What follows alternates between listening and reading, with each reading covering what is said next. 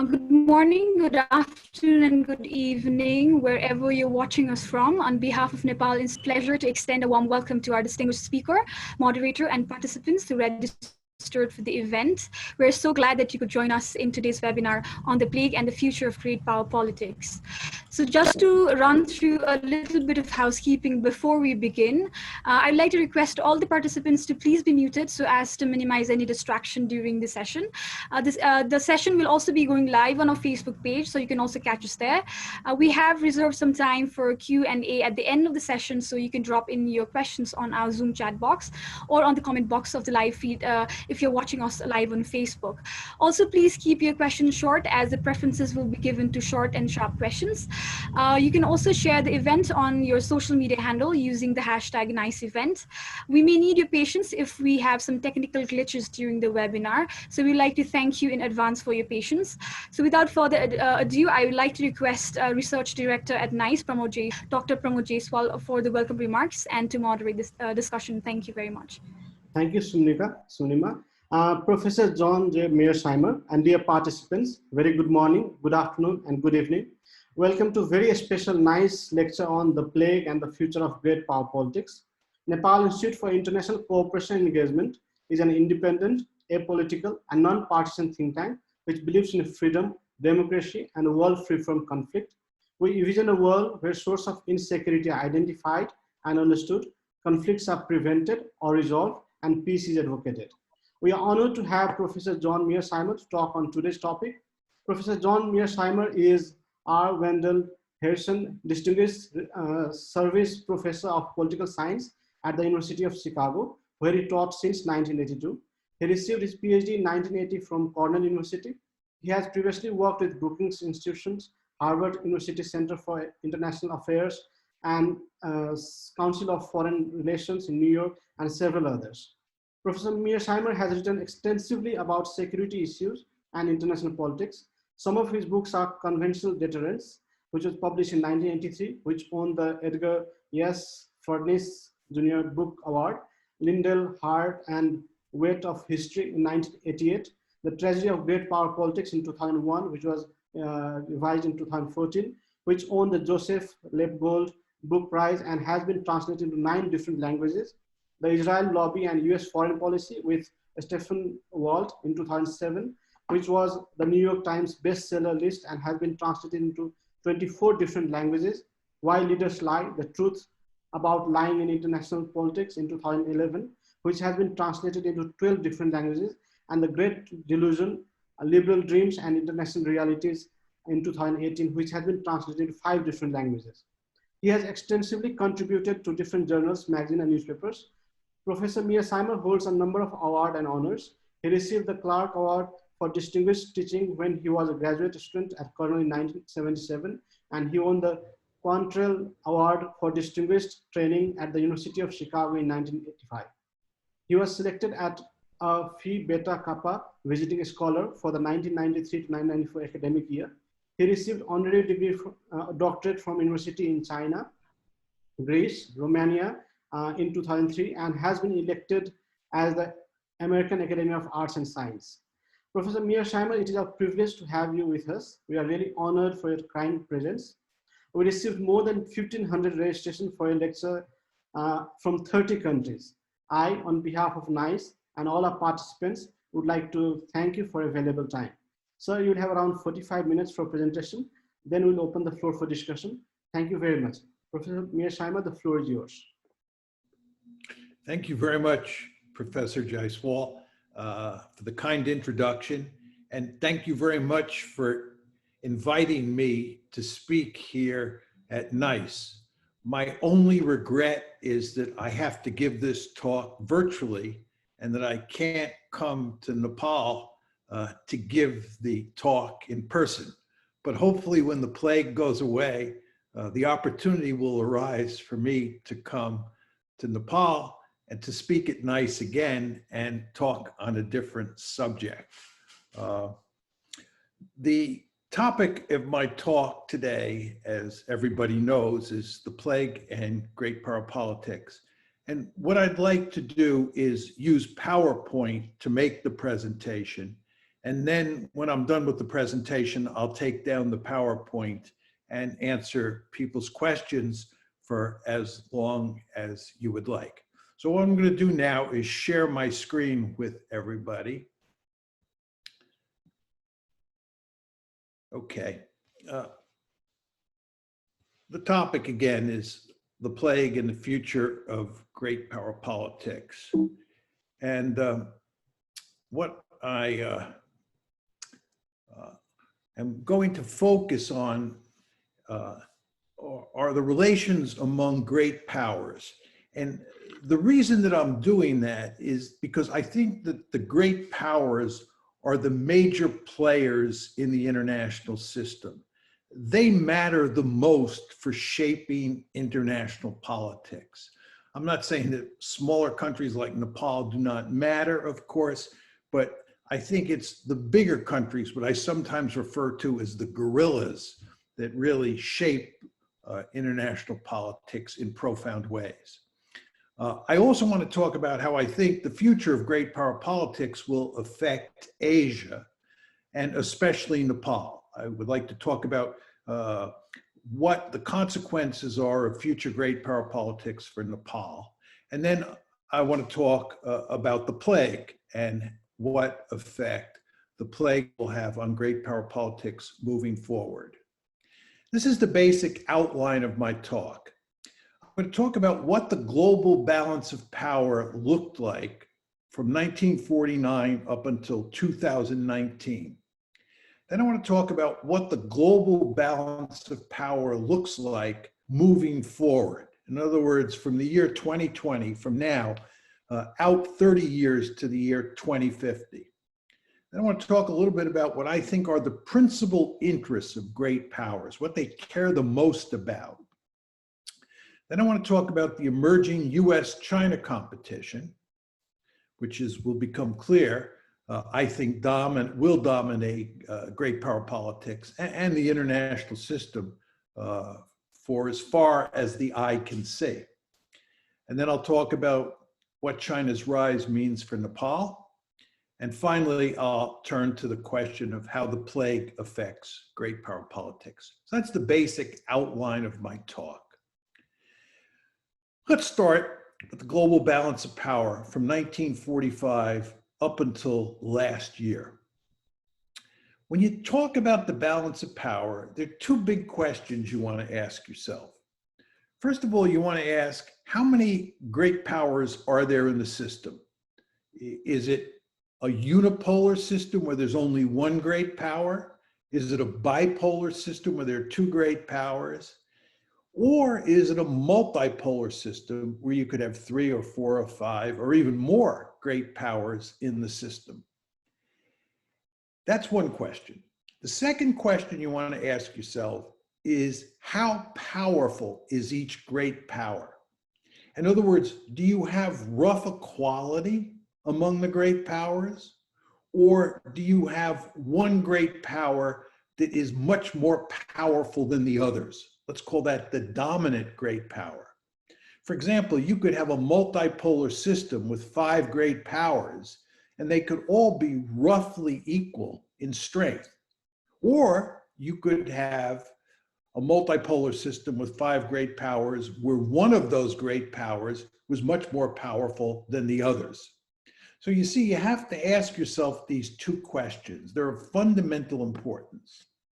Now, let's start with the first question.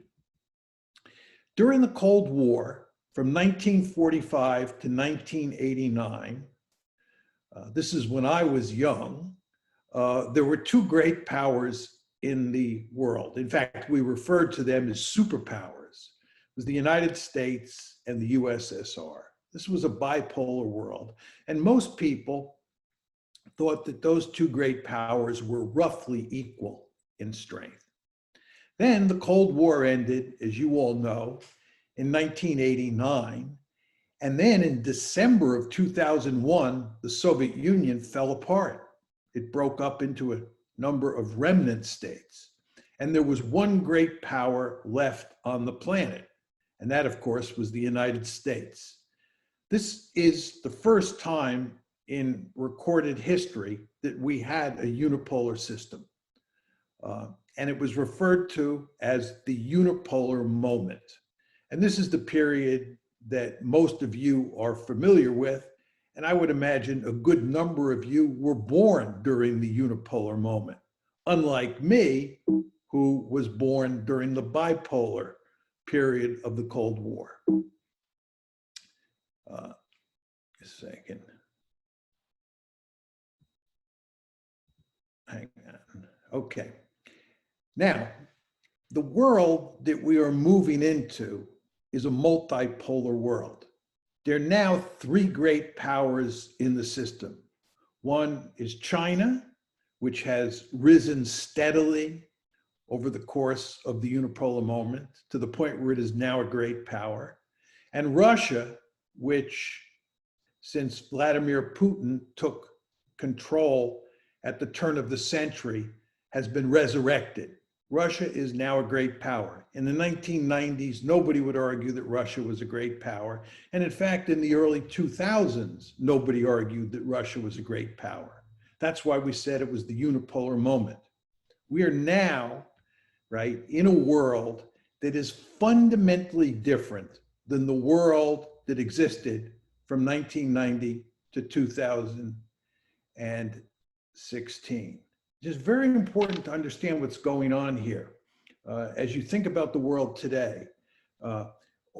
Since 1945, the world has gone through two fundamental transformations. It went first from bipolarity to unipolarity, and it's now going from unipolarity to multipolarity. And when the glacis plates shift like this, it has a tremendous effect on virtually every aspect of international politics. So you want to understand that what's happening right now is that a profound transformation is taking place in the structure of the system.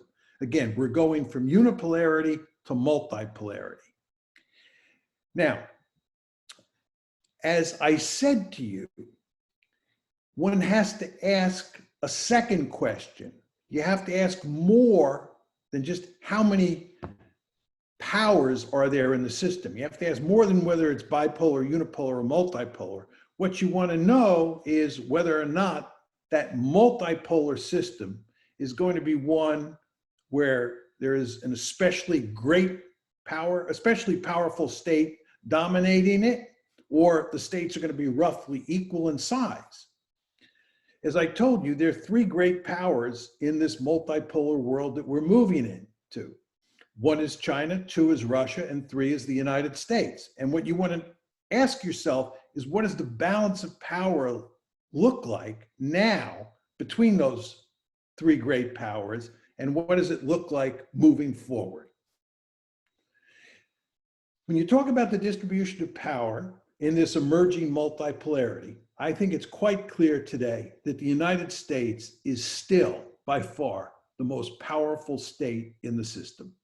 The United States is more powerful than China, and China is more powerful than Russia. That's how the three great powers in this multipolar world are rank ordered today. But the $64,000 question, the really important question that you want to ask yourself, is what does the balance of power look like over the next 30 years? How does the balance of power between the United States, China, and Russia change or not change as we move forward? And let's talk a little bit about that. When you look at great powers, there are two questions you want to ask yourself. What's the size of the population, and how much wealth do they have? And the fact is that to be a great power, you have to have a huge population and you have to have a great deal of wealth. There's no way that Nepal can ever be a great power simply because it doesn't have enough people. But the number of people alone is not enough. China has had a huge population for a long period of time. But until recently, it was not considered a great power. And it was not considered a great power, because it didn't have the necessary wealth to qualify as a great power. The reason the United States has been a great power for so long is it has a huge population and it is a very wealthy or very rich country. So those are the two key building blocks. And of course, what you want to do is you want to ask yourself, just how big is the population of one great power compared to another great power? And how wealthy is one great power compared to another great power? So it's relative population size and relative wealth that really matter. The United States from 2020, from today until 2050, will remain a remarkably powerful country. There's no question about that in my mind. It has a growing population. Population is now about 329 million people. And I believe that that population will probably be around 379, 380 million in the year 2050. There's no question the American birth rate has slowed down in recent years, but because the United States is an immigrant country and it imports people in large numbers, I'm almost certain that the US population will continue to grow in size. And finally, it has a dynamic and powerful economy. That's not to say that it doesn't occasionally run into trouble, but the fact is, it is a truly impressive economic power, and there's no reason to think that's going to change. So I think the United States, in short, will remain an especially powerful country moving forward. But again, you want to keep in mind here that what really matters is relative power. So even if I'm arguing that the United States will remain powerful in an absolute sense, the question that you want to have in the front of your mind is, how powerful will the United States be relative to Russia and to China, the other two great powers in this emerging multipolar world? Hang on. Talk about Russia. Russia is a declining great power. It has significant demographic problems. It has significant economic problems. It is not a threat to dominate Asia or to dominate Europe. There's not going to be a greater Russia. Here in the United States, there is a great deal of threat inflation when it comes to talking about Russia. Russia is sometimes seen as this great threat, the second coming of the Soviet Union, a threat to dominate all of Europe, or at least a threat to dominate all of Eastern Europe. This is not going to happen. Russia is a declining great power. Its population is now roughly 146 million. It is projected to have a population in the year 2050 of 136 million people. So there will be fewer people and the population will be much older then than it is today. And with regard to the Russian economy, it's much too dependent on gas and oil. And there is little evidence that the Russians are doing what's necessary to modernize that economy and increase its productive capacity in a major way. So I'm not arguing that Russia will not be a great power in the future. I believe Russia will be a great power, but I think it will be the weakest of the three great powers. I think that the United States will remain far more powerful than Russia. What about China? China is the real threat to the United States. It might even overtake the United States. China has the potential to become a more powerful country than the United States. Let's talk about population. You remember, the two things you want to focus on are population size and wealth. Regarding population size, as I said to you, the US population is now roughly 329 million, and it will be around 379 million in all likelihood in the year 2050. The Chinese population is now 1.4 billion people. That means that today, China has more than 4 times as many people as the United States. And in the year 2050, even though China is not growing in size, this of course is a result of the one-child policy, China will have approximately 3.7 times as many people as the United States. Simply put, China is going to have a lot more people than the United States moving forward. Now let's talk about wealth. If China today had a per capita GNP, if it had a per capita GNI like Hong Kong's, this is another way of saying if China became a giant Hong Kong, it would have a GNI, a gross national income, of $70.4 trillion, compared with the US gross national income of 20.7 trillion. That's another way of saying China would be 3.5 times more wealthy than the United States. So just think about that. Given the size of China's population, if it becomes a giant Hong Kong, it not only has a lot more people, it is a lot wealthier. If China today becomes a giant South Korea, you can see the numbers, it will end up twice as wealthy as the United States. So you can see the tremendous potential that China has.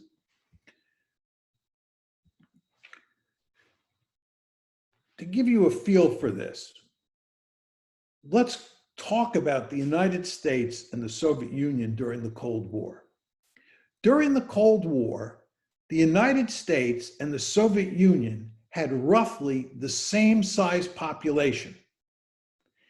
At the most, the Soviet Union had 1/3 the wealth of the United States. Just think about that. Here's the United States and the Soviet Union during the Cold War. When the Soviet Union was at its most powerful, it had 1/3 the wealth of the United States and roughly the same size population. In the story that I just told you, China in 2050 will have about 3.7 times as many people as the United States. And assuming that China becomes something like a giant South Korea, it will have 2 times as much wealth. So you can see that the United States faces a remarkably formidable challenge moving forward if China continues to grow economically. And China is potentially a much greater threat to the United States than the Soviet Union was during the Cold War in terms of raw power. Okay. Let's now switch gears and talk about the principal interests of great powers. What I've done up to now is given you a good sense of what I think the structure of the international system will look like between 2020 and 2050. But let's talk about how those great powers think. When I focus on how great powers approach the world, how they think about the world, I think the first question that pops into my mind is which regions of the world matter to great powers? Which are the regions of the world that matter the most? Now, obviously, great powers care the most about their own neighborhood. They care about their borders. They care about the countries that live next door to them, that live near them. They care about their own neighborhood. They also care about regions with other great powers. These are distant regions with other great powers. Obviously, any great power is going to be concerned about the other great powers in the system because they are the real potential threats. And finally, great powers are going to care greatly about regions where there are critical resources. And here we're talking about one critical resource, oil. Now, what does this mean in terms of the United States? This is a good way of illustrating what I was talking about when I just said that the United States cares about its neighborhood, regions with great powers in it, and regions with critical resources. Obviously, the Western Hemisphere is the United States' neighborhood. The United States cares about the Western Hemisphere. It cares about the balance of power in the Western Hemisphere more than any other area of the world. And of course, China is going to care about Asia more than any other area of the world because Asia is China's backyard. But back to the United States. In addition to the Western Hemisphere, the two areas of the world that the United States has historically cared the most about outside of the Western Hemisphere are Europe and Northeast Asia. And that's because the other great powers in the system were located in Europe and Northeast Asia. Imperial Germany, Nazi Germany, Napoleonic France, the Soviet Union, they were all located in Europe. And Japan and the Soviet Union were both located in Northeast Asia. And then finally, there's the Persian Gulf. The reason the United States cared greatly about the Persian Gulf is because of oil. So those were the areas of the world that the United States cared the most about. Now, the principal goal of a great power is, number one, to achieve regional hegemony. In other words, in your area of the world, what you want to do is be the only great power. You want to be the dominant power. And of course, my argument is if you're the United States, you want to be a regional hegemon in the Western Hemisphere. And if you're China, you want to be a regional hegemon in Asia. So the principal goal is to achieve regional hegemony. The second goal is to prevent other great powers from becoming hegemons in their region of the world. In other words, you want to prevent the rise of a peer competitor. You want to make sure that there's only one regional hegemon on the planet, and that's your country. That's your goal. And the reason that you don't want another country to become a regional hegemon is because countries that become regional hegemons can then move into other regions freely. Have you ever asked yourself the question, why is it that the United States is deeply involved militarily, politically, and economically all over the world? Why is that the case? It's not simply because the United States is so powerful. It's also because the United States is a regional hegemon and it has no threats in its own neighborhood. There are no threats to the United States in the Western Hemisphere. We are so powerful relative to all of our neighbors that we don't have to worry about security in the Western Hemisphere. And we are therefore, we the Americans, are therefore free to roam around the planet and interfere in the politics of countries all over the world. That's why we are in East Asia. That's why we are in Europe. That's why we were in the Gulf. That's why we are almost everywhere on the planet. We are free to roam because we are a regional hegemon.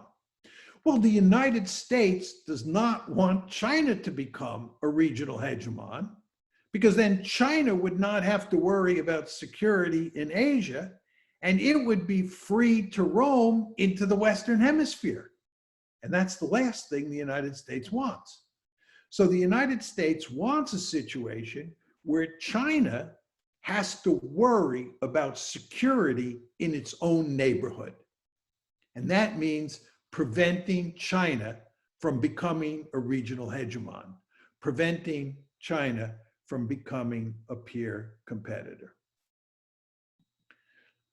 Talk a little bit about American grand strategy in the 20th century.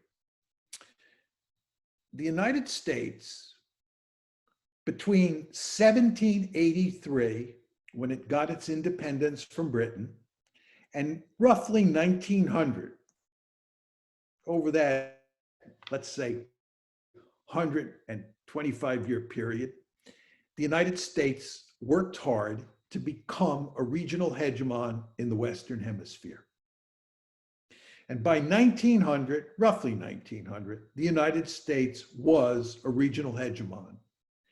The first and only regional hegemon in modern history.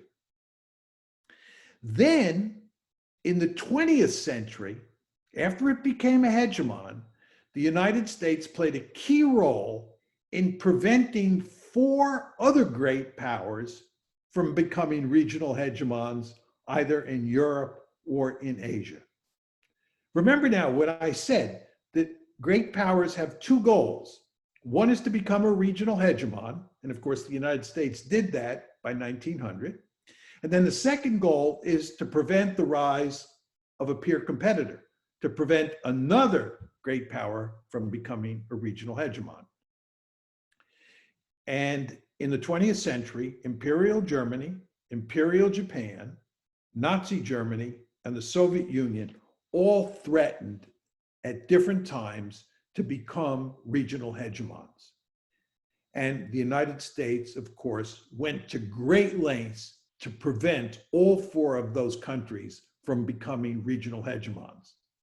The United States played a key role in putting Imperial Germany, Imperial Japan, Nazi Germany, and the Soviet Union on the scrap heap of history. The United States does not tolerate peer competitors. The United States is interested in being the only regional hegemon on the planet. And the historical record is quite clear on this. Now, this brings us to a different subject, but a related subject, the emerging US-China competition. Now, you remember what I told you when we talked about what the balance of power looks like moving forward.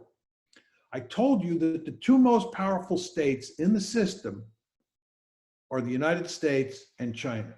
And China threatens to be as powerful, if not more powerful than the United States, when you look at raw potential.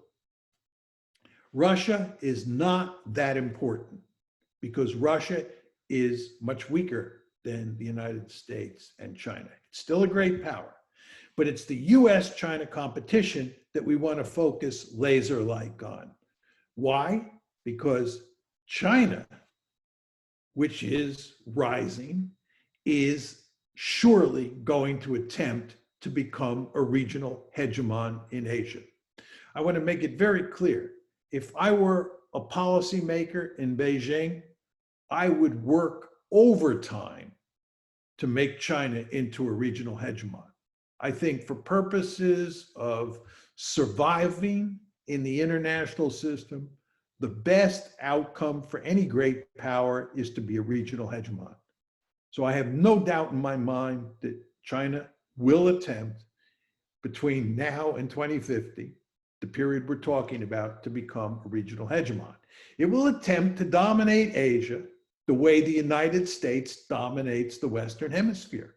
And it will do that for good strategic reasons.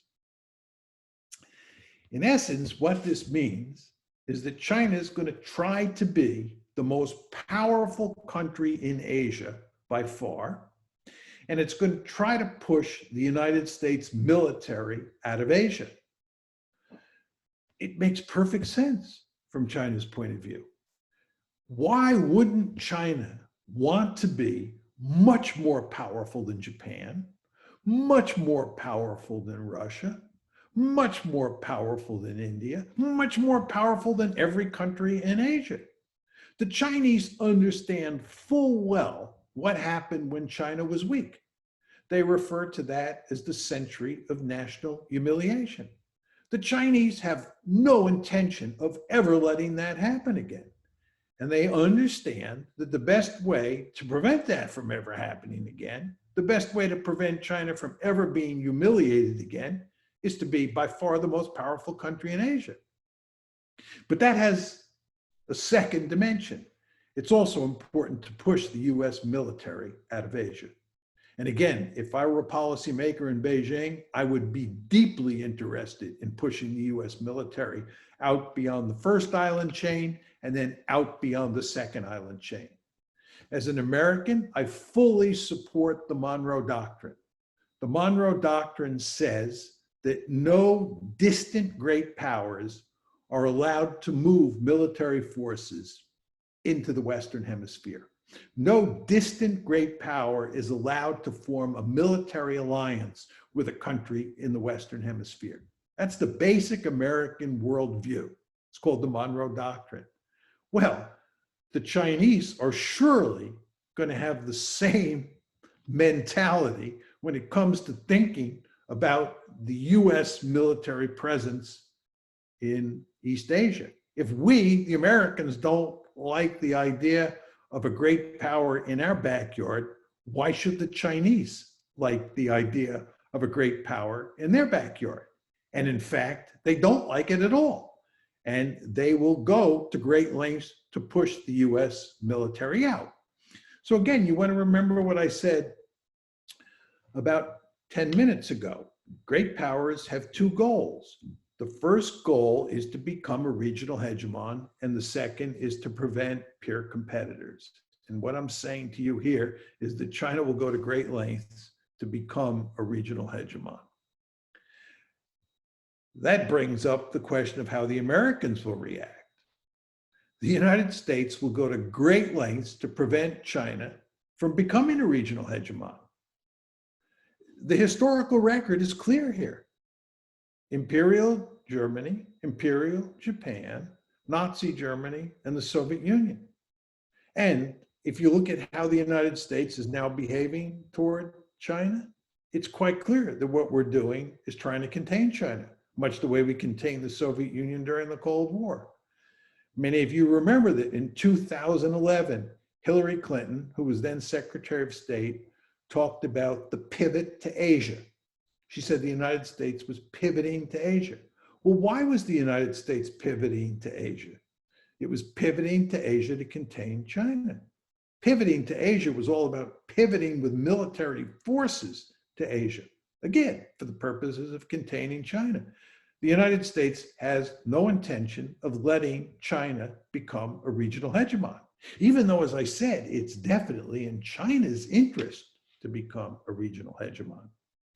All of this leads me to conclude that the coming Sino-American conflict will be the dominating geopolitical feature of the 21st century. China and the United States are likely to be the most powerful countries on the planet moving forward. And because China is certain to try to dominate Asia and become a regional hegemon, and the United States is certain to prevent that from happening, I do believe you're going to have an intense security competition. Maybe one could say you already have an intense security competition between China and the United States. And that, of course, runs the great danger that those two countries will end up in a shooting war with each other. So there are dangerous times ahead.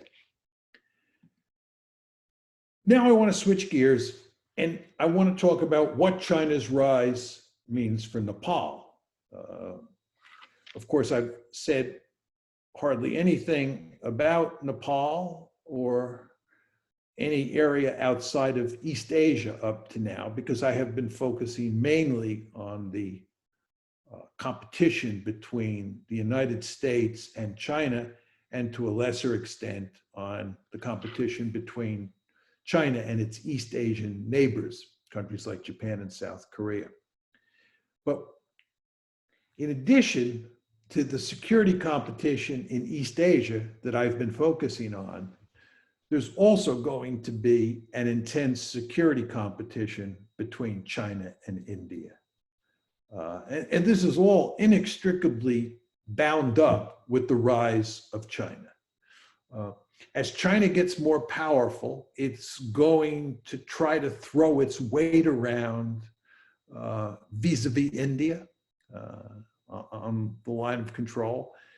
And it's also going to come into conflict with India in the Indian Ocean.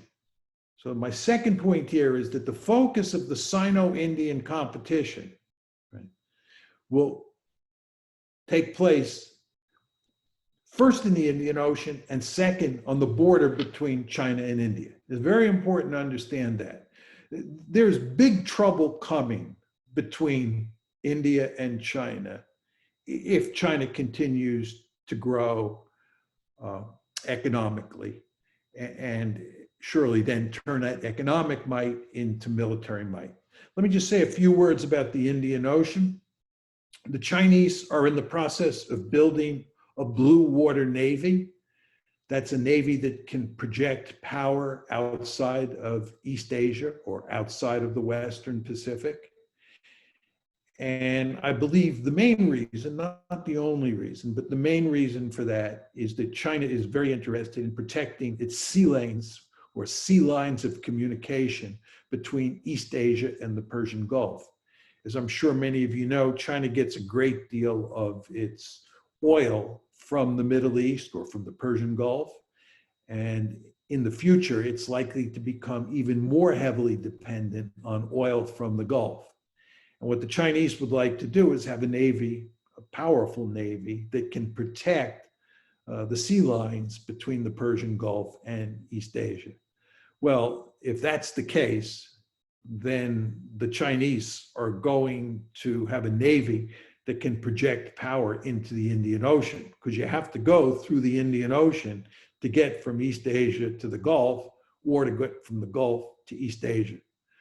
So not surprisingly, if you go to India, you'll see that people are very worried about Chinese power projection in the Indian Ocean. So the Indian Ocean is the first of two areas where that Sino-Indian competition is going to manifest itself. The other area, which is of much more importance to Nepal, is the border between China and India, the so-called line of control. Final point that I want to make here is that India, you want to remember, is most likely to be allied with the United States moving forward. I think that a balancing coalition is now forming to contain China. That balancing coalition is in its nascent stages. But the fact is that India and the United States will be on the same side, and they will be arrayed against China. Now, what exactly does China's rise mean for Nepal? Nepal is a small buffer state that is, in effect, sandwiched between two powerful flank states, China and India. I, of course, don't have to tell you this. You know this much better than I do. But it is important just to start with that simple fact of life. Nepal is a small buffer state. Second point is that if you look at international relations theory and you look at the historical record, it's quite clear that powerful flank states, these great powers, these powerful states that surround a buffer state, they try to pull the buffer state into their orbit to make it an ally. And sometimes they either fight, they have a war over that buffer state, or they try to conquer the buffer state for themselves. This is another way of saying that buffer states live in a precarious strategic environment because they're in between two very powerful states. And powerful states tend to be jealous gods. They tend to be rough customers. They tend to have aggressive tendencies. And sometimes that has truly negative consequences for the buffer state. Needless to say, and this is my third point, the intensity of the competition between the flank states over the buffer state varies across cases. Sometimes the intensity of that competition that's focused on the buffer state is great, and other times it's not. So it varies. What's my view on how Nepal should negotiate this strategic situation that it finds itself in as China continues to rise? And you want to remember that we're talking about a world in which China is rising. It's getting more and more powerful, right? And the Chinese are throwing their weight around. The Chinese are making moves that are designed to serve their national interest, to make sure that the architecture in Asia suits their security interests. That's what's going on here. It's not surprising at all to me that the border between China and India is becoming more and more contested these days. I believe that's in large part because China is becoming more and more powerful, right?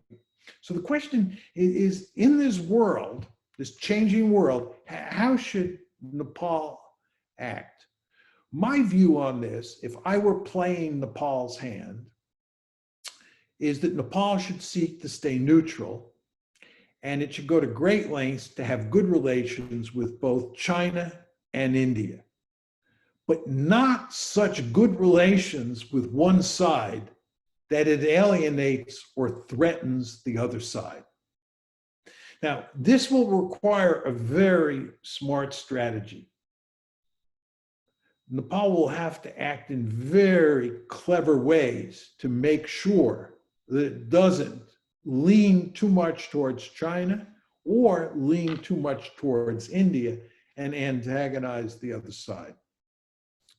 What Nepal wants to do, in my opinion, as much as possible, is to remain neutral. I think the greatest danger that Nepal faces, although it's not the only one, but I think this is the most dangerous scenario, is if China becomes so powerful in Asia that it can easily undermine Nepalese sovereignty if it chooses to do so. I think from Nepal's point of view, the best situation is one where there is a rough balance of power between India and China.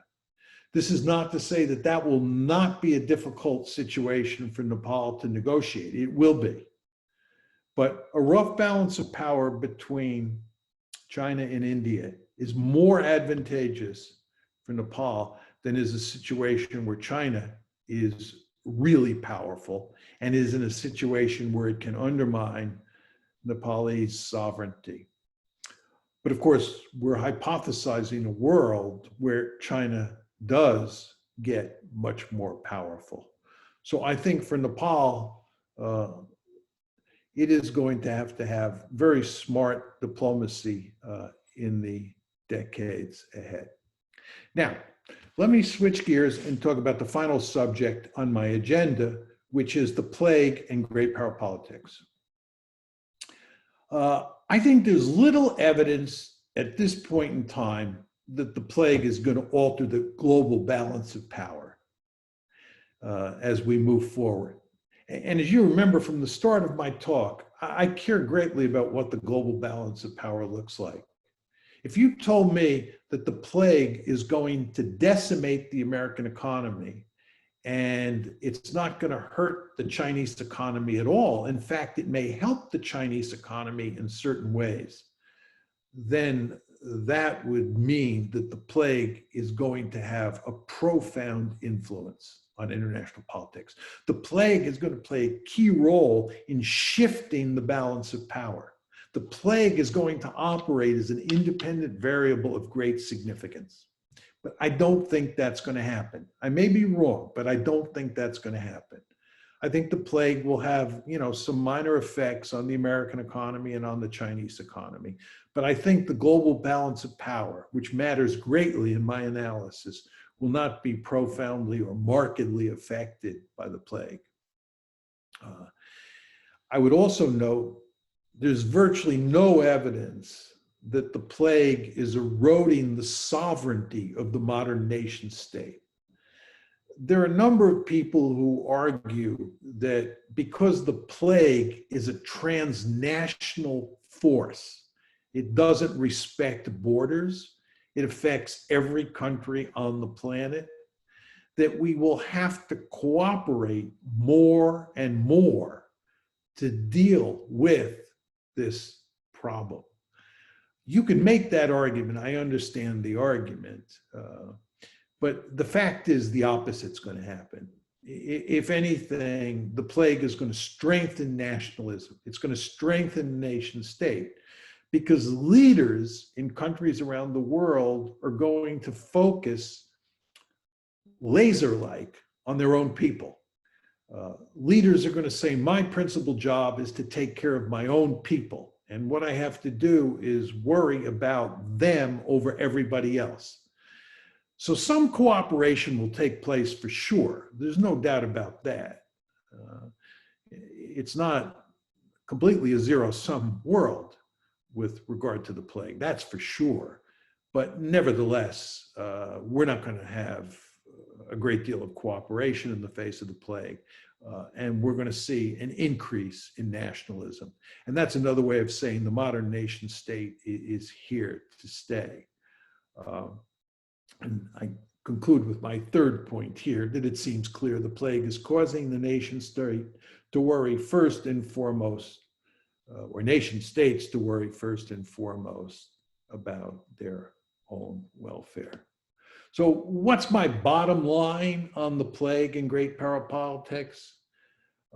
My bottom line is that the plague certainly matters for the health of millions of people across the globe. And there's no question it's going to hurt the global economy in profound ways. But I think all the evidence at this juncture is that it won't have a major impact on great power politics, especially the growing Cold War between the United States and China. So with that, let me conclude, say thank you, and let you know that I'm looking forward to your questions. Thank you, Professor. Thank you very much for your enlightening and very comprehensive presentation. We got to learn a lot. There are lots of questions. Roughly, it's more than 100 questions in 45 minutes. Let's see how much we can cover. So without spending any time, let me rush to the question. How would you like to take the questions, one by one, or maybe club 3 questions and go for it? It would probably be best if we did one at a time. Okay, sir. We'll go with that. Then first is, can Indo-Pacific strategy and Quad contain China? Could you repeat that question? Can Indo-Pacific strategy of United States and quadrilateral of Japan, US, India, and Australia contain China?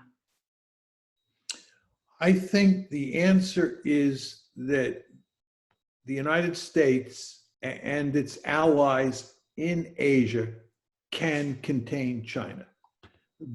Together, they have the economic and military power to do that.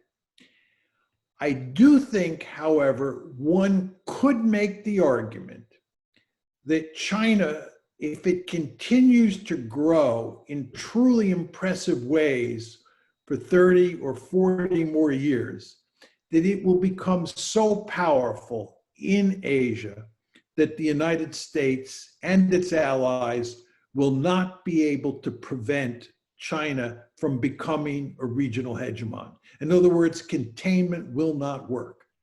And it gets back to the fact that China has such a large population, it is such a big country, that if it has the wealth plus the population size to create a superpower that is much more powerful than the United States, and certainly any country in Asia, we just may not be able to stop China from dominating all of Asia. But that's a long distance in the future.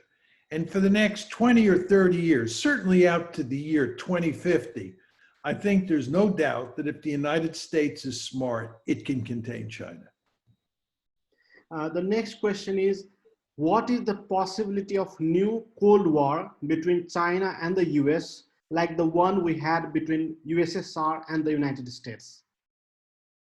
Well, you're going to get, I would argue you already have a new Cold War between the United States and China that bears some similarity to the Cold War between the United States and the Soviet Union. There are two big differences worth mentioning between those two conflicts. The first is geographical. The first conflict was centered on Central Europe. It was the inter-German border that really mattered to both the United States and the Soviet Union. If you look at the competition between China and the United States, it's focused in East Asia, and it's mainly focused in the Western Pacific. The principal points of conflict are the South China Sea, Taiwan, and the East China Sea, and actually the Korean Peninsula. Those are the four flashpoints that matter the most to the United States in East Asia. And that's just a fundamentally different geography than existed during the Cold War, where the focus was not at sea. It was not on bodies of water like the South China Sea or the East China Sea, or a small island like Taiwan. It was focused on the center of Europe. It was focused mainly on Germany, in fact. So the geography is very different. The other big difference is during the Cold War, there was very little economic intercourse between the Soviet Union and the West. Here, in the present situation, there is a tremendous amount of economic intercourse, not only between the United States and China, but also between China and its neighbors, like Japan, Australia, South Korea.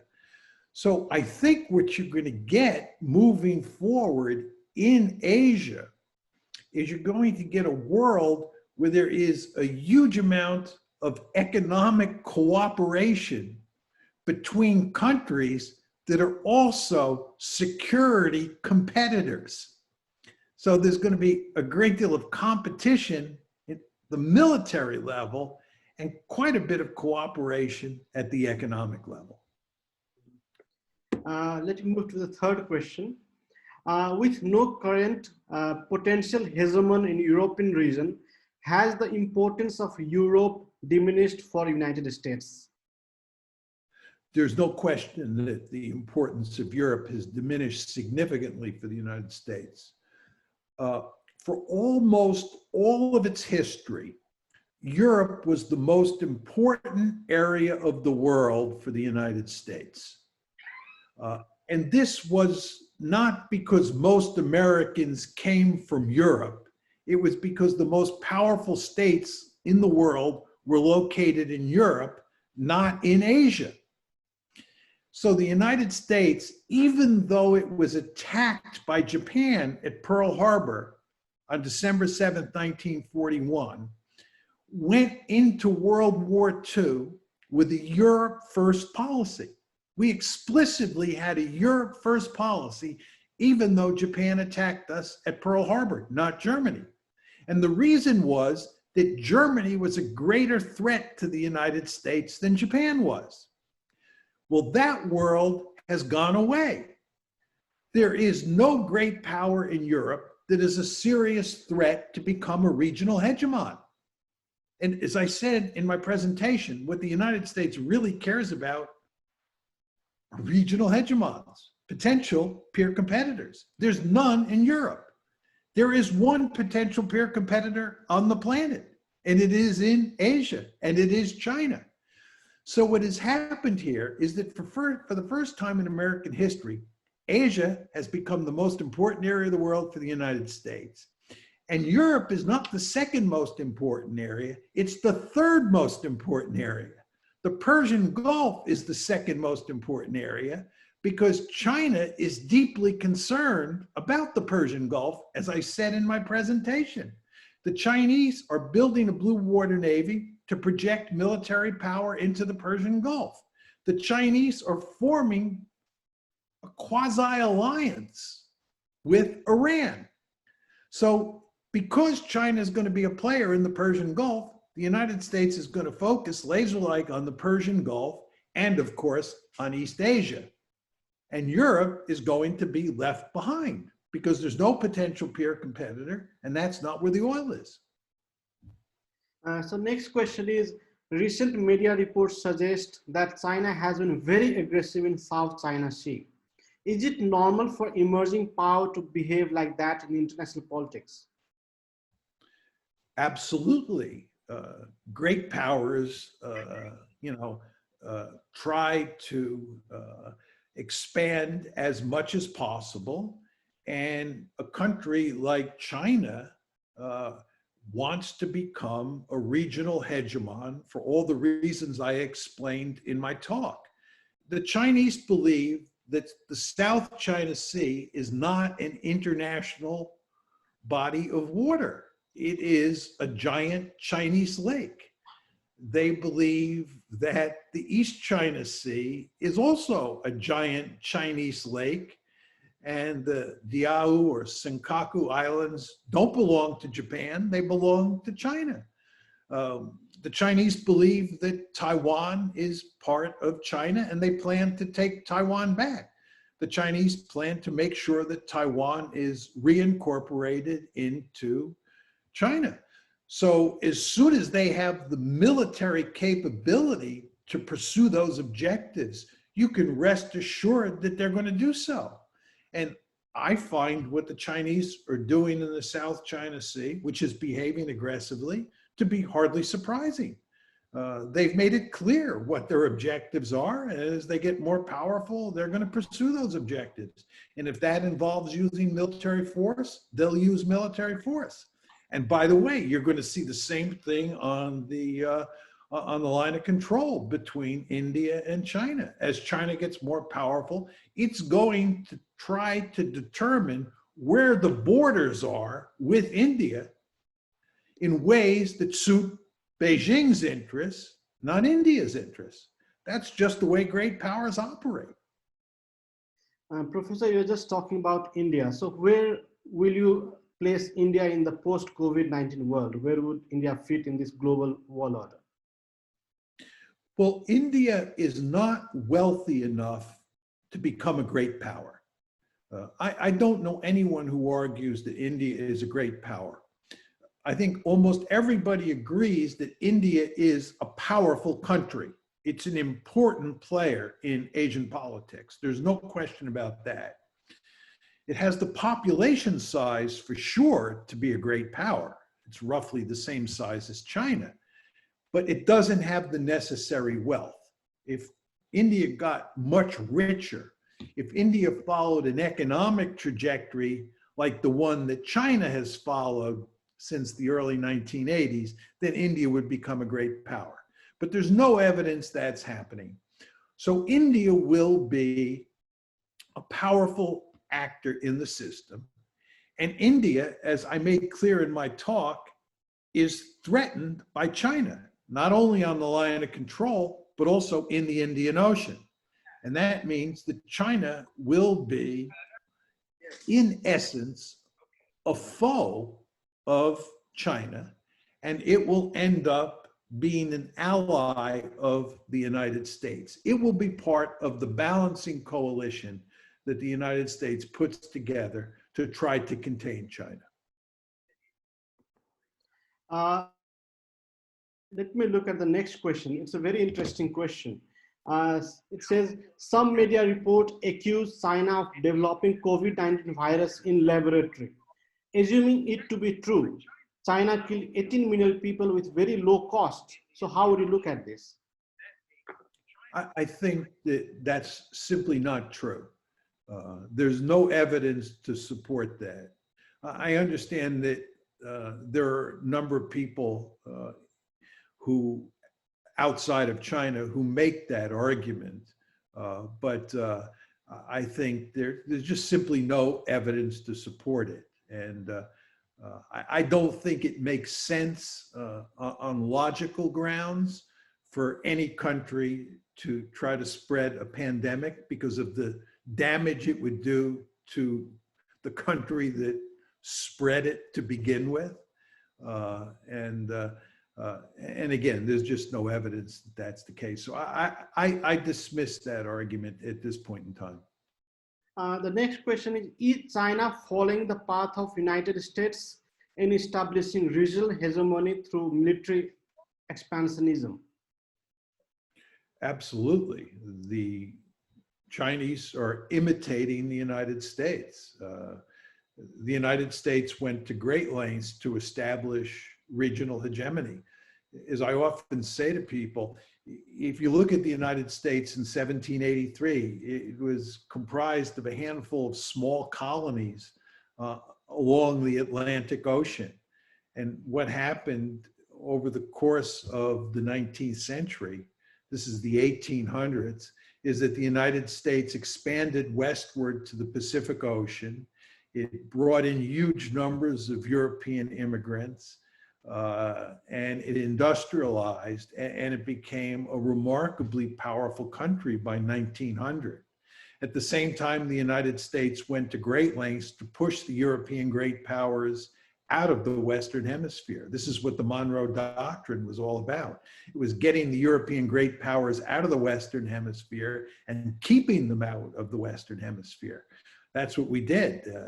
We worked, not me, because I wasn't born at the time, but the people who founded the United States and their successors worked very hard to turn the United States into a regional hegemon.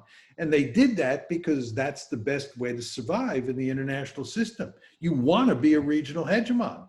And not surprisingly, the Chinese understand this. The Chinese understand that it's best to be in a position where you are the dominant power in Asia, and there are no great powers from distant regions like the United States in your backyard. As I said in my talk, the Chinese remember what happened the last time they were weak. The Chinese do not want a situation where Japan is the most powerful country in East Asia. They want a situation where China is by far the most powerful country. It makes eminently good sense.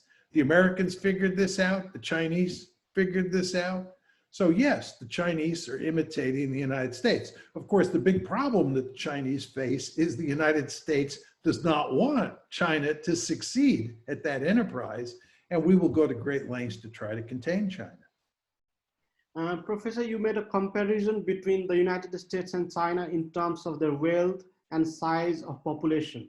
But since the United States has been forging alliance with democratic countries in the region, and it seems that they will continue even in days to come, and the competition between them would grow further. How do you think that plays out in China's ambition to become superpower and keep US and its allies at bay? Well, I don't think it matters much whether countries are democracies or not when it comes to balance of power politics. The United States will form an alliance with the devil if it's necessary to contain a dangerous opponent. You want to remember that during World War II, and we're talking about the period between 1941 and 1945, the United States actually formed a quite close alliance with the Soviet Union. And that was the Soviet Union that was dominated by Joseph Stalin. And the reason that the United States formed an alliance with the Soviet Union was because that was necessary to defeat Nazi Germany. The Americans surmised that Germany was a much greater threat than the Soviet Union. And I think they were correct. And the Americans formed an alliance, therefore, with the Soviet Union to defeat Germany in World War II. So if it was necessary for the United States to ally with an authoritarian power or a dictatorship to contain China, it would do so.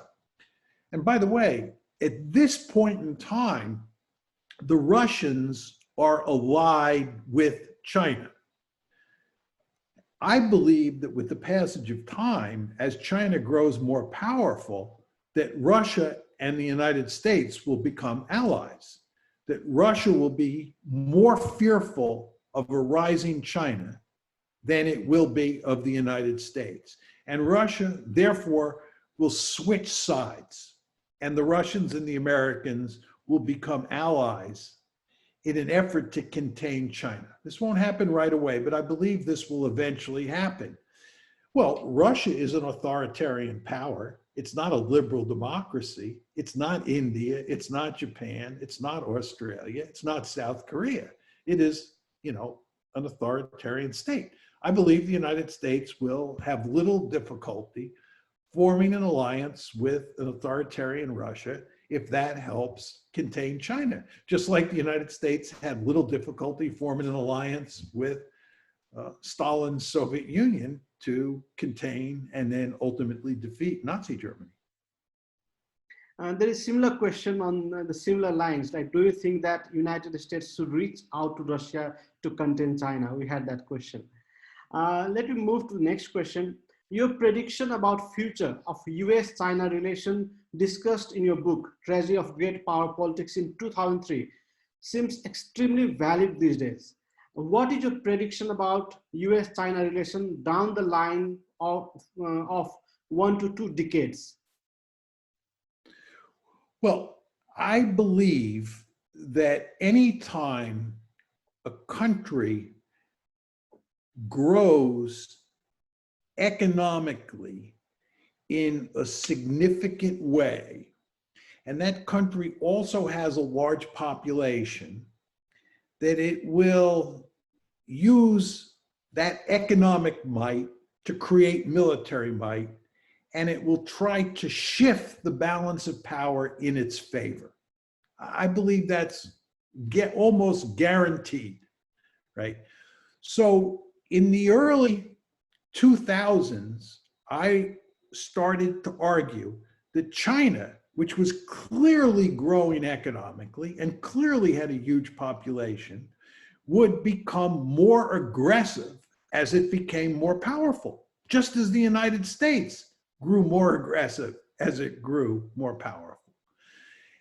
Now, the situation that we're talking about here today is one where China gets more and more powerful. In other words, we're hypothesizing, we're assuming that China will continue to rise. Well, my argument again is that as China becomes more powerful, right, its ambitions will grow. It will throw its weight around in Asia and outside of Asia more and more. So I see moving forward more of the same. Let's move to the next question. As China is rising further, is there any possibility for the United States to counterbalance through NATO alliances in coalition with states like India, Japan, and South Korea? Yes, I think this is what will happen. I think that the United States will go to great lengths to create a NATO-like coalition in Asia, not just East Asia, but in Asia. During the Cold War, the Soviet threat, as I said in my earlier comments, was located in Europe, not in Asia. So the United States did not create a NATO-like alliance structure in East Asia. The United States had a separate alliance with South Korea and a separate alliance with Japan. And it had quasi-alliances with countries like Australia, New Zealand, the Philippines, and so forth and so on. But there was no NATO in Asia during the Cold War.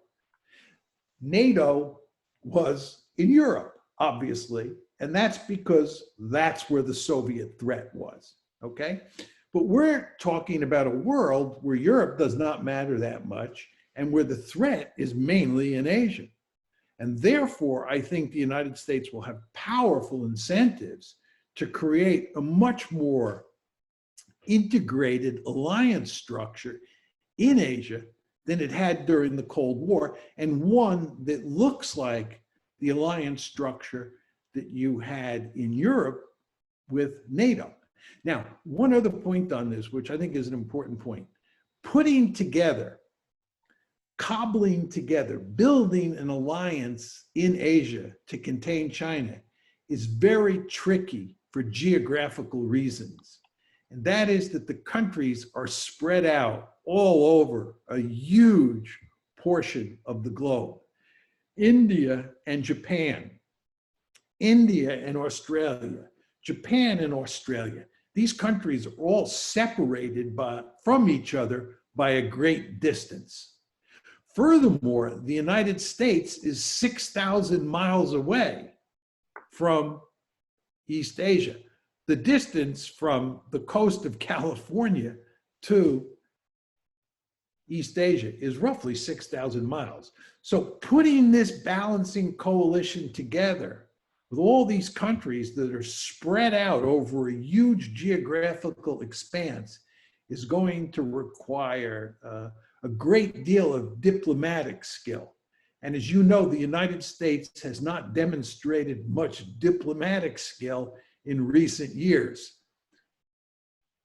The next question is on Nepal. Like you urge in the presentation that if China becomes so powerful in Asia, that will undermine Nepalese sovereignty. So do you mean China will devour Nepal, or there are other factors as well? Could you please elaborate?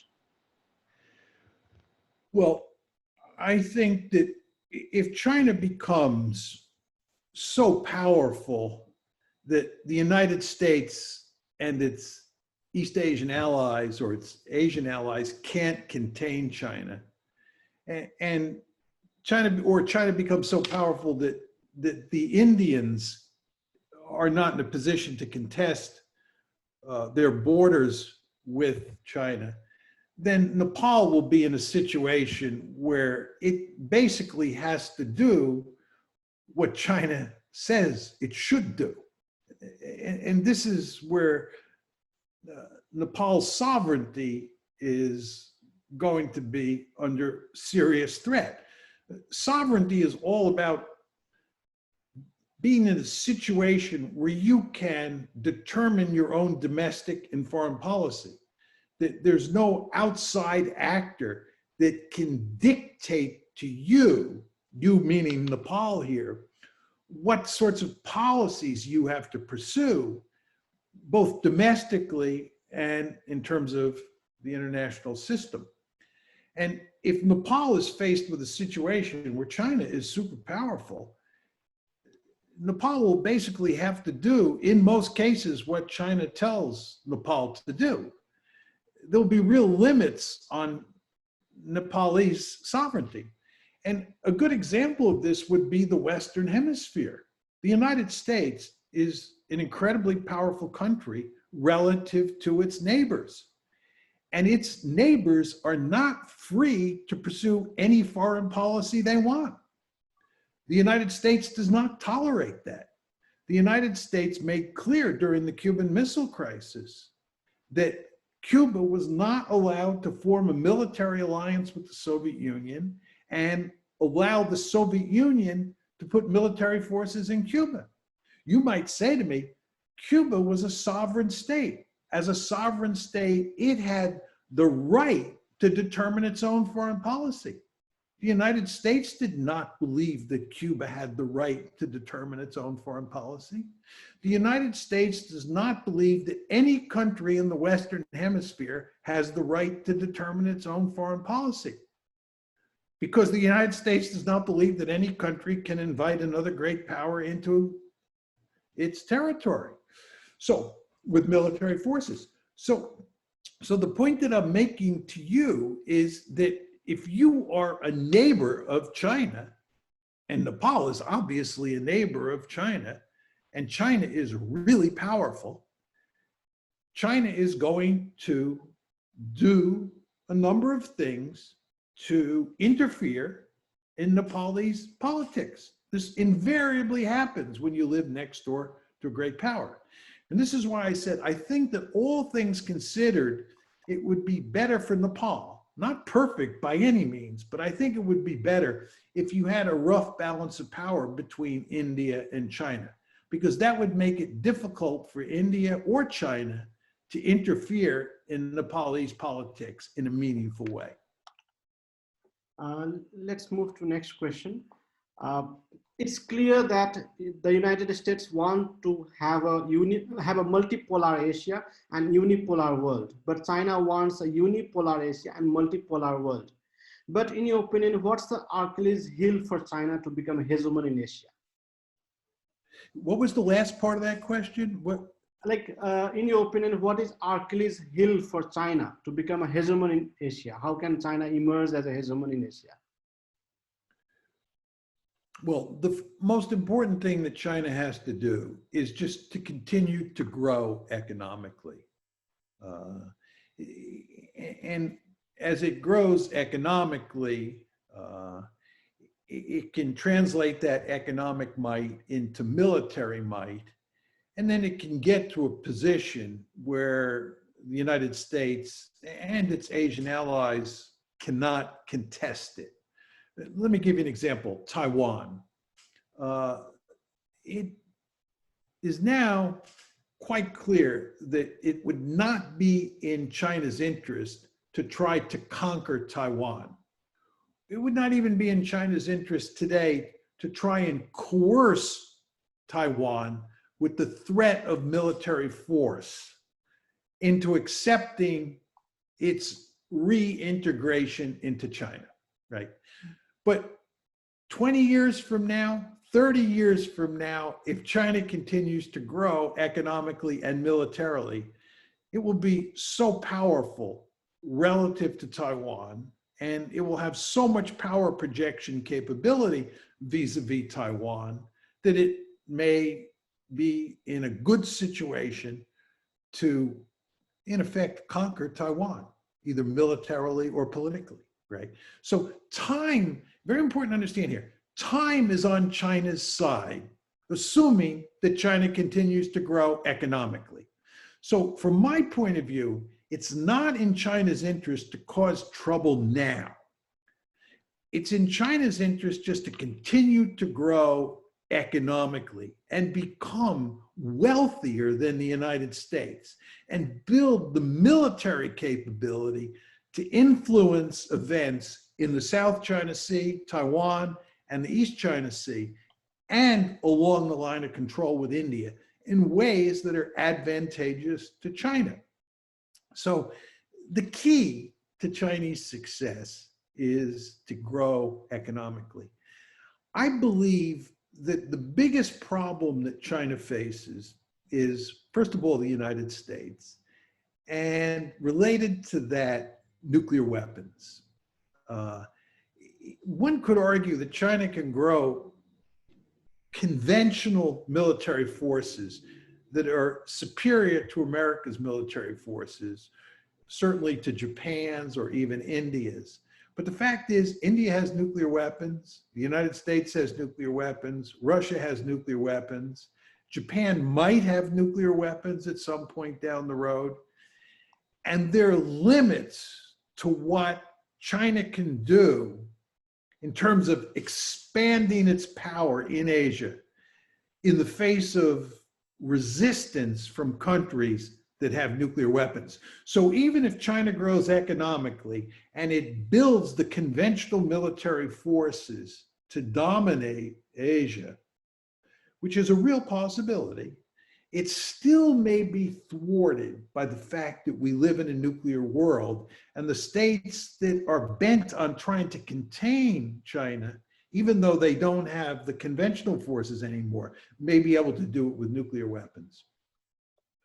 The next question is, given the Monroe Doctrine originally relied on the third power to stop other great powers entering the Western Hemisphere, which prevented arms conflict with the US, how much more dangerous is China attempting a similar strategy enforced with its own armed forces? Well, from an American point of view, it's imperative that China not be able to intervene in the Western Hemisphere. And of course, the most dangerous situation is one where China becomes a hegemon in Asia and is therefore free to roam into the Western Hemisphere. You want to remember that there are a number of countries in the Western Hemisphere that don't like the United States. Look at Venezuela today. Look at Cuba today. Those countries might, at some point in the distant future, have a deep-seated interest in forming an alliance with an outside country like China. Now, China today is not in a position to get militarily involved in the Western Hemisphere because the Chinese, as we've talked about, have their hands full dealing with the South China Sea, the East China Sea, Taiwan, the line of control with India, and so forth and so on. China has a significant number of problems in Asia. So it's focused on Asia and it's not paying much attention to the Western Hemisphere. This is the way we want the situation to remain. But again, if China becomes a hegemon, a regional hegemon, and it is free to roam, it has powerful incentives to give the Americans trouble in the Western Hemisphere. Because you understand, if the Americans face problems, security problems in the Western Hemisphere, then the Americans are not free to roam. And the Americans can't interfere in China, or excuse me, in Asia and cause problems for the Chinese. So you see, the Chinese have a vested interest in causing America security problems in the Western Hemisphere, because that limits our ability to cause China trouble in Asia. So that's the basic logic that underpins this competition. The next question is, recently you claimed that the reason for Putin's aggression was specifically because of NATO and EU enlargement. In this context, how do you explain the reality of Russian aggression or a sponsorship thereof in Moldova, Ukraine, Georgia, Armenia, and other parts that predates any decision on NATO expansion? Well, you want to remember what I said early on in my talk, that for great powers, the most important area for them is their neighborhood. Great powers care greatly about their neighborhood. And Eastern Europe is Russia's neighborhood. So when the United States and its West European allies, or its NATO allies, pushed the alliance eastward towards Russia's border, this bothered the Russians enormously. Why? Because we were moving a military alliance that had been a mortal enemy of the Soviet Union right up to Russia's border. It's remarkable that Western elites, American policymakers, did not understand that this was going to lead to a disaster. There's no way that you can move a military alliance like NATO up to Russia's borders and not expect the Russians to react. And of course, the Russians reacted first in 2008 in the war over Georgia, and then in 2014 with the annexation of Crimea and the war in eastern Ukraine, which is still going on. This is hardly surprising at all. So what the United States and its European allies should have done was not expanded NATO. But I want to be clear here, it was not only that we expanded NATO, we expanded the European Union as well, and we promoted the color revolutions, which were designed to promote democracy in Ukraine and in Georgia. That was the Orange Revolution in Ukraine and the Rose Revolution in Georgia. So if you're in Moscow and you look at Eastern Europe, what you see is NATO coming at you, the European Union coming at you, and the Americans fomenting political revolutions on your borders, all for the purposes of creating liberal democracies that are supposed to be closely allied with the United States. This is going to be seen as a mortal strategic threat, and it's going to lead to all sorts of trouble. And not surprisingly, the Russians are not going to simply contest you in Georgia and in Russia. The Russians are then going to try and undermine NATO. They're going to try and undermine the EU because they understand that NATO and the EU are a potential threat of great magnitude. And of course, the Americans and their European allies are going to retaliate. And of course, the Russians are then going to retaliate. And you get this spiral mechanism setting in. And that's where we're at today. But the taproot of the problem, the original cause of the problem, was the fact that the Western countries, mainly the United States, acted very foolishly toward Russia once the Cold War ended. The next question is China going to be satisfied with regional hegemony, or do great power naturally try to create a unipolar movement for themselves? I think that the Chinese will, number one, try to establish regional hegemony.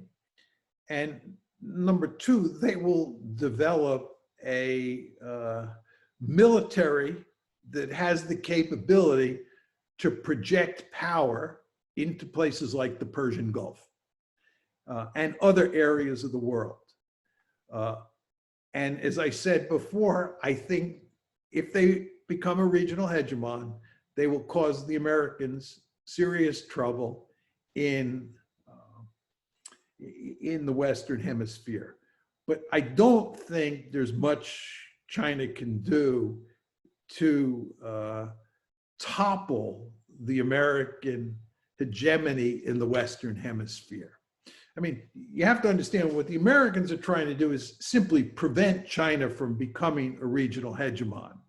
The question here posits a situation where China can actually take a regional hegemon, an existing regional hegemon, and knock it down so that it's no longer a regional hegemon. I don't think the Chinese can do that. I think they can cause the United States a lot of trouble in the Western Hemisphere, and I think that's in their interest.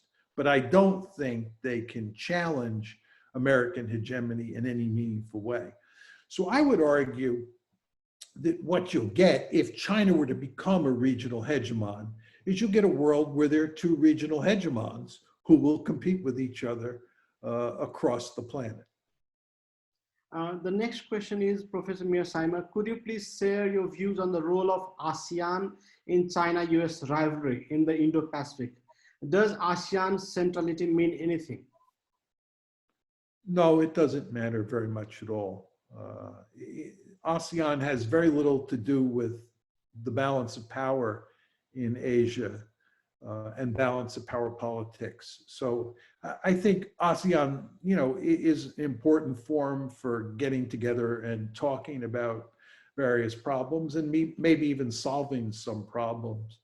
But for a good realist like me, what really matters is the balance of power. And I think organizations like ASEAN don't matter very much. The great power like United States also failed to prevent pandemic like COVID-19. Is there the structural problem in the international system, or it is something else?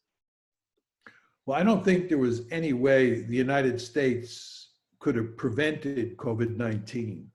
I think the criticism that I would level at the United States is that it's done a terrible job of dealing with the problem.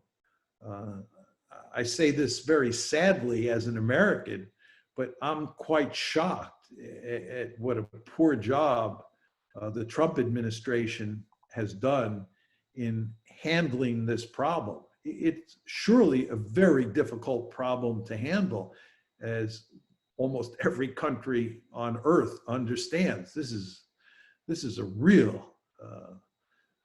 really serious threat that, you know, is hard to deal with. But given that, the Trump administration and the United States more generally has just done a terrible job dealing with the threat. But there was nothing, I believe, that we could have done to prevent it. Other question is, will the dynamics of US-China relations change if Democrats come to power in the next election? This is an interesting question. I think the answer is no.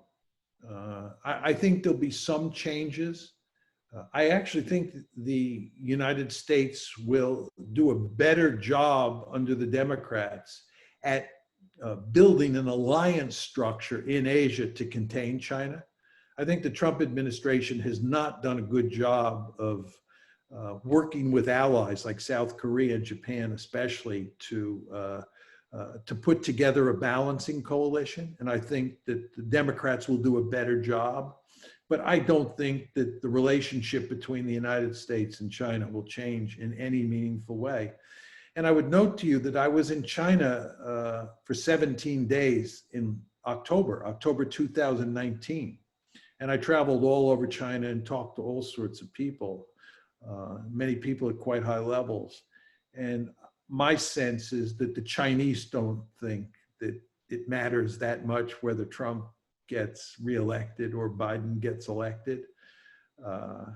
I think they believe, the Chinese believe that there is going to be a Cold War between the United States and China, regardless.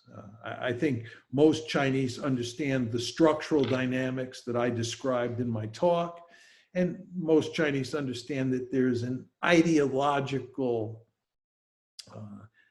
difference between China and the United States that also is likely to fuel the antagonism. The United States is a liberal democracy, China is an authoritarian and communist state, and that just will make things even worse. So I think it doesn't matter very much who's elected in November of this year for US-China relations. Professor, we have come to the end of the program, so I'll end with the last question for tonight. And today, for you, it's in the morning there. Is there any possibility that conflicts between great power lead to another great devastating war like World War II or I? Yeah, this is a great question to end on. I think it's impossible to have a war between China and the United States that looks like World War I or World War II. These were massive conventional wars where the rivals basically fought until one side quit. The aim was to win a total victory, a decisive victory. And of course, World War I went from 1914 to 1918, involved, probably around 10 million deaths. And World War II went from 1939 to 1945 and involved many more millions of deaths. These were massive conventional wars. I do not believe that the US and China could fight a massive conventional war like that because of nuclear weapons. I just don't think it's possible. There's no way either country could decisively defeat the other country as long as the other country had nuclear weapons, and both countries do have nuclear weapons. So nuclear weapons have basically taken great power conventional wars like World War I and World War II off the table. What you could have, and what I fear you might very well have, is a limited conventional war between the United States and China over, say, the South China Sea, Taiwan, or the East China Sea. So we're not arguing here that you couldn't have a war between China and the United States. What I'm saying here is that you're not likely to get a conventional war along the lines of World War I and World War II, as the questioner asked. Now, if you get a limited war between the United States and China, the great danger is that it would escalate to the nuclear level. If you look at a lot of the war games that the Pentagon runs for a war involving Taiwan, in other words, the United States and China get into a war over Taiwan, it's quite clear that the United States will be hitting military targets in China that are nuclear or part of the nuclear command and control system. It's very hard to separate Chinese nuclear forces from Chinese conventional forces. All of that is to say that in a limited conventional war, you run the risk that a conventional war will escalate to the nuclear level because the conventional and nuclear forces are intermingled. So my bottom line is we have to make sure that we don't end up in a limited conventional war, not because it will escalate to World War I or to World War II, but because it might escalate to the nuclear level. And that could be, as you well know, even more catastrophic than either one of the two world wars. Professor Mearsheimer, thank you very much for your time. We are really honored to have you here. It's a privilege for us to have you and have a very extensive discussion for more than 90 minutes. And we hope to have you again, maybe in real in Kathmandu when things get normal. Thank you, sir. Thank you very much for your time. You're more than welcome. It was a great pleasure.